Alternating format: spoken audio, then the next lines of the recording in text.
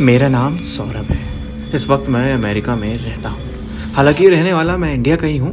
वहाँ बनारस के पास एक शहर है बलिया, उसी के एक कस्बे में मेरा घर था।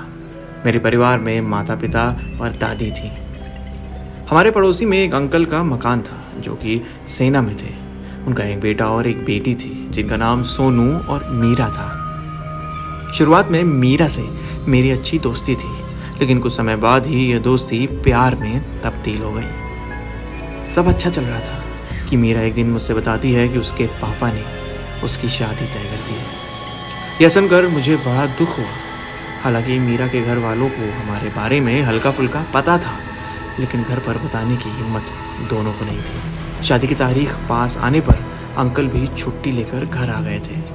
हमारे घर से कुछ दूर पर ही एक हवेली थी जो कि 3 मंजिला थी और गेरुए रंग से रंगी हुई थी, जिस वजह से उसे लाल बंगला भी कहा जाता था।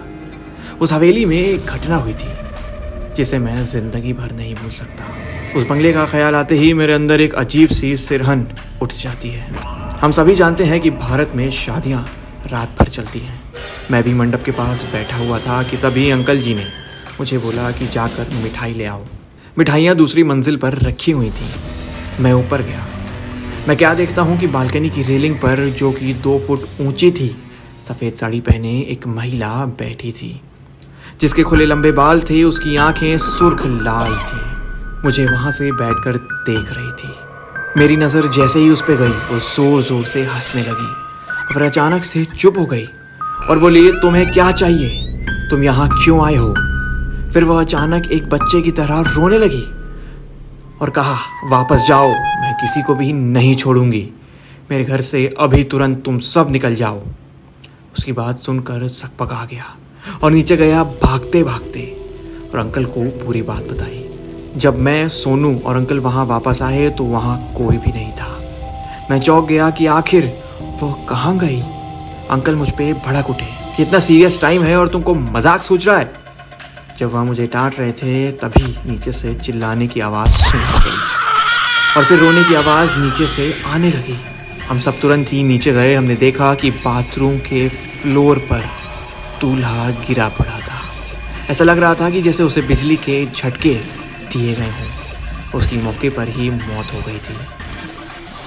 उस समय ही सारा खुशी का माहौल मातम में तब्दील हो गया था। जहाँ डोली उठनी थी वहाँ अर्थी उठ रही थी।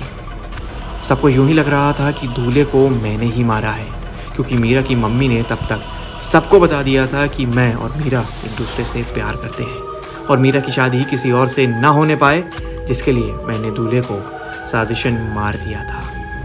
किसी को भी मेरी बताई हुई बात पर भरोसा नहीं हो रहा था। पुलिस बुलाई गई, वह मुझे पकड़कर ले गई और मुझ पर मुकदमा हुआ, केस चला, लेकिन कोई भी सबूत ना होने की वजह से मुझे निर्दोष साबित कर दिया गया।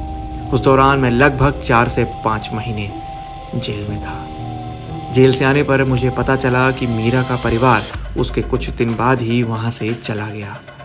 उसके बाद कुछ पता ही नहीं चला, लेकिन उस दौरान एक बात पता लगी। उस घर के मालिक ने बताया कि ये घर एक लेडीज़ का था, जिसके बेटे से उन्होंने ये ख़रीदा था। औरत अपने एक नौकर के साथ वहाँ उस लाल घर में रहा करती थी। एक रात महिला कहीं गायब हो गई और उस रात के बाद से उसे कभी नहीं देखा गया। कुछ समय बाद वह नौकर भी घर के अंदर ही अजीब स्थिति में मृत पाया गया।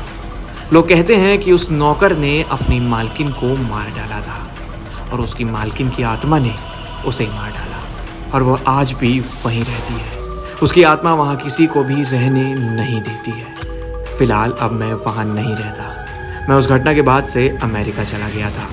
उस घटना को लगभग 10 साल गुजर चुके हैं, लेकिन फिर भी उस घटना को मैं याद करके सहम जाता हूँ।